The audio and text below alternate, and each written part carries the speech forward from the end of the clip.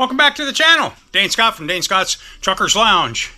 Well, winter is officially here. It's like the Arctic and it's only the beginning of December. I don't understand. It's crazy. But anyways, that means it's time for winter projects. I don't know what your guys' winter projects are, but we got us a Crackerbox to do. So stick around town.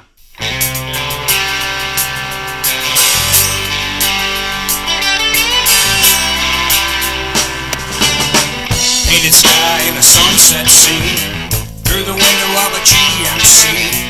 White lines and lighted signs got me hypnotized. There's nothing like the feel of a road and the smell of the diesel smoke. Another 10 or 20 miles, I'll be rolling in. So let's get this show on the road, shall we? 13 years just laying it down, driving my GMC. Yeah, you know what I mean.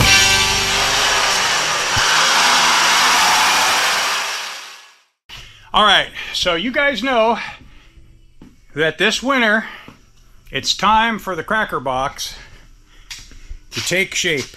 This was intended all along to be the winter project. I picked this up in June, unexpectedly. A truck that I have been after for 3.5 years finally came available, and I finally got it and got it here to the Truckers Lounge, and it ran. I can't believe it. It actually ran, and it drives. I mean, I lucked out on that one because the one I did last year, or for the last 2 years, old Grasshopper here, that wasn't the case with him.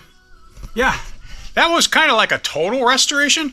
Not a restoration in the concours fashion, but the restoration in the Dane Scott's Truckers Lounge fashion of what is good enough and the quickest way to enjoy something rather than have it sitting in your garage as a project for 6, 7, 8, 10 years.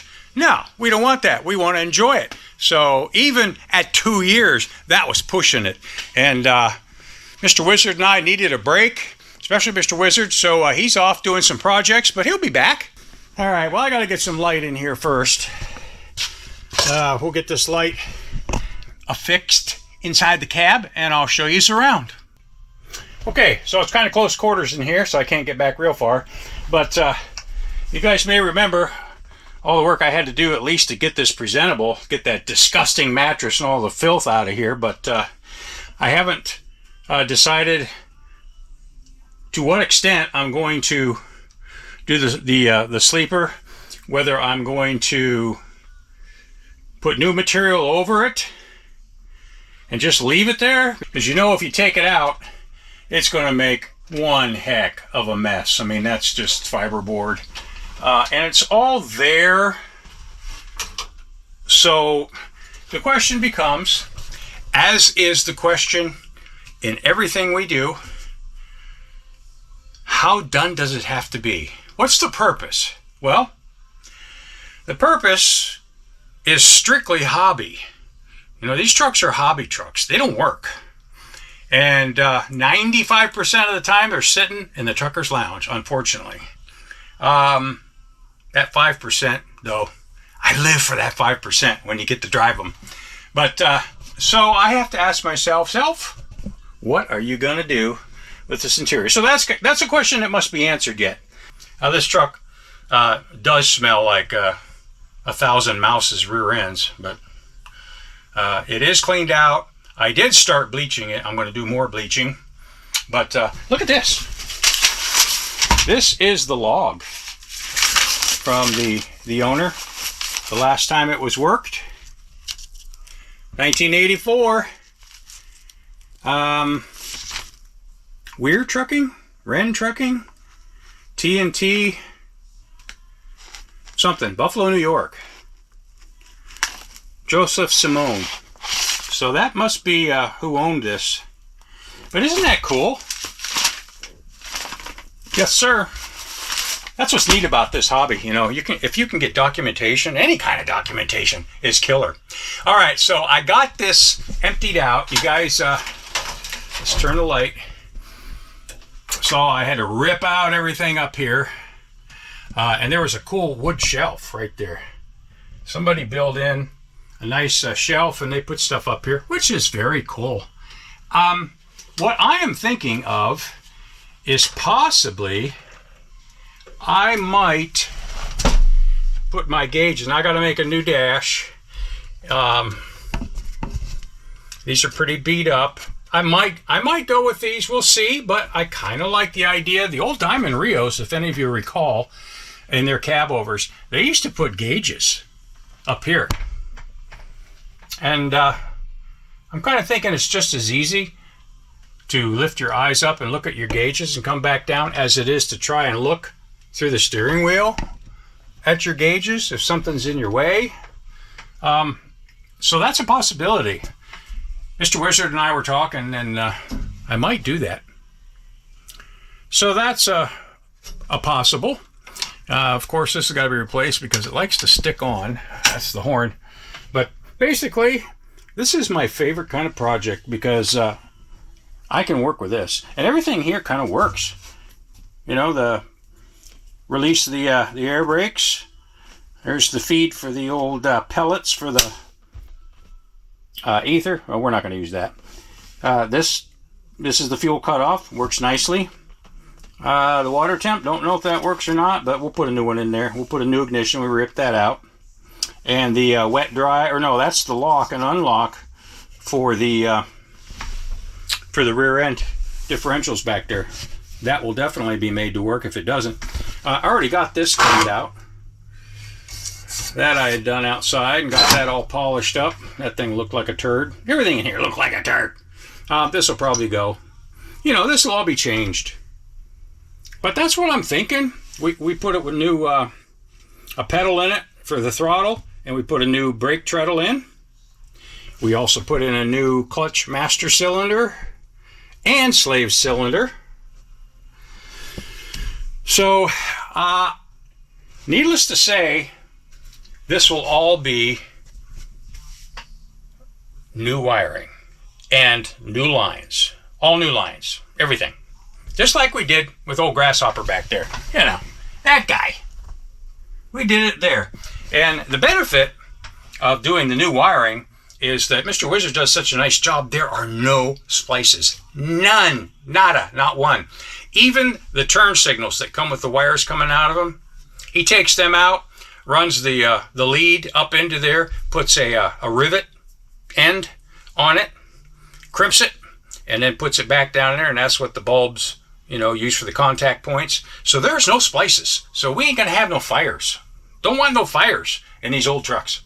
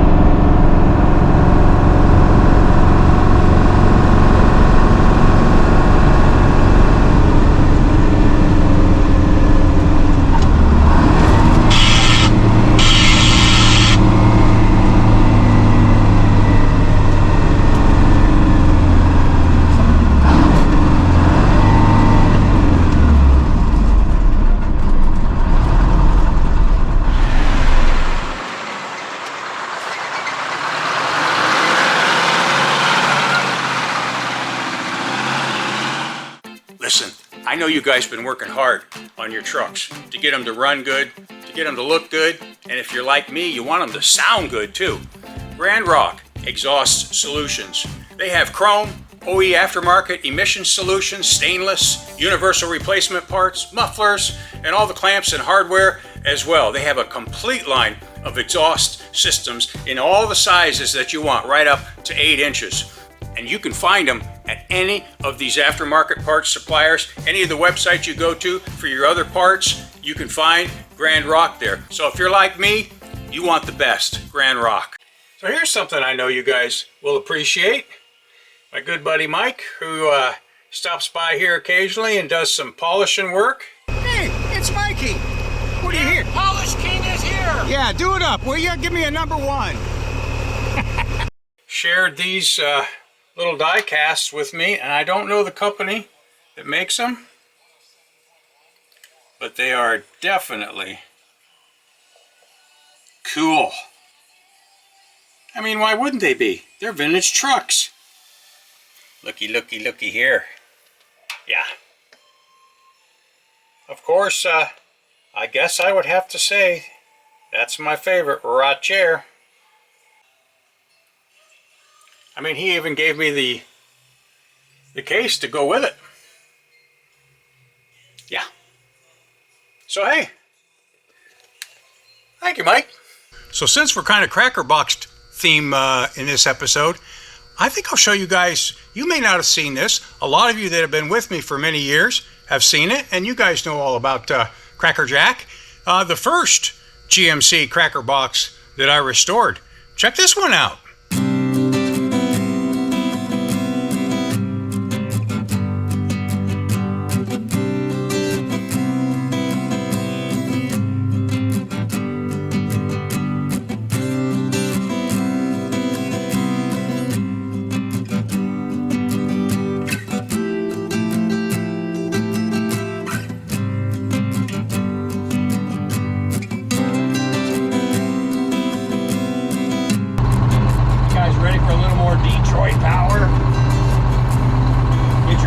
On. Slam your hand in the door.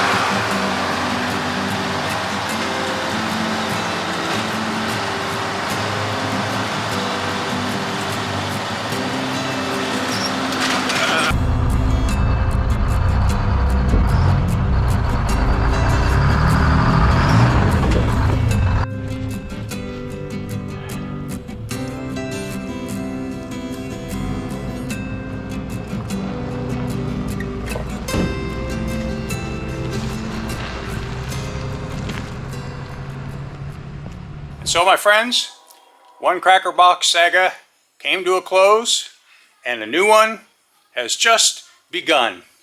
And how fitting it is that it's right around Christmas time. And I have a special announcement coming for all of you guys who contact me through telephone calls and emails and through comments that would like to know how to start from beginning to finish on restoring a vintage semi. So stick around town, big announcements coming.